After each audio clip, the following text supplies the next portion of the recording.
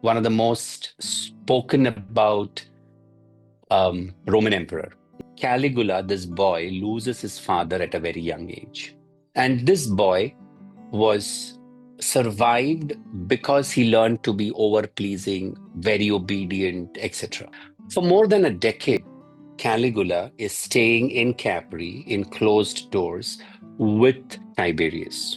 What we are really getting into is to understand what was the impact, what was the impact of the impact, what was not recovered, and what really was the impact. Was his father's death the impact? Or was him being kept in Capri with Tiberius, not allowed to express, was that the impact? Well, in my understanding, we are looking at a series of things, right? The first is a father figure that's missing in a boy's life. When we learn archetypal journey or when we learn traumatic impacts, we begin to learn and understand what happens when the masculine is missing, what happens when the feminine is missing during growing up stages. So, what we're looking at is the love of the masculine, the presence of the father absent, absent physically, absent emotionally, absent functionally. So, in every way a child can be nurtured was missing. And the only one thing that kept him alive was the rule that he had or kept for himself, that I have to find a way to survive. Because what was very important for you is survival.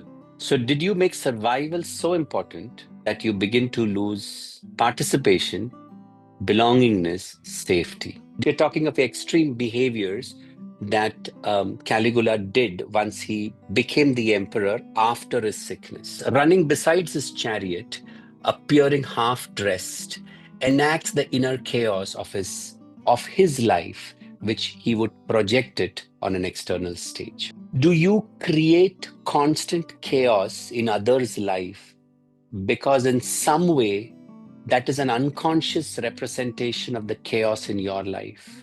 And not necessarily this is true for you to answer, but my question is that true in some way?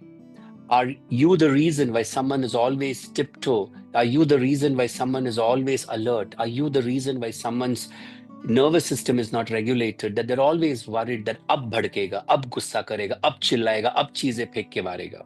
And then, and if that is true, if you have a feedback mechanism like this with your close relations, it's time to ask, is that the chaos that is a part of me, that was a part of me, that is wanting to be seen without my conscious participation, but it's a part of me? When you see symptoms of such extreme behaviors, run. If you choose not to run and rescue them, then we have two clients.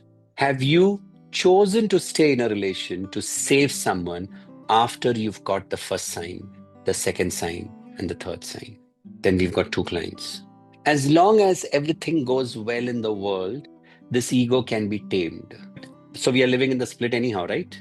There's a part of us we show to the public. There's a part of us that we know who we are in closed doors. So we live in splits. So why blame Caligula? Because we are also living in splits. Okay, just that Caligula had three sides and very evident three sides. But in our case, we don't show those sides very easily because our anxiety is not as much as Caligula. We tolerate what we can't defend.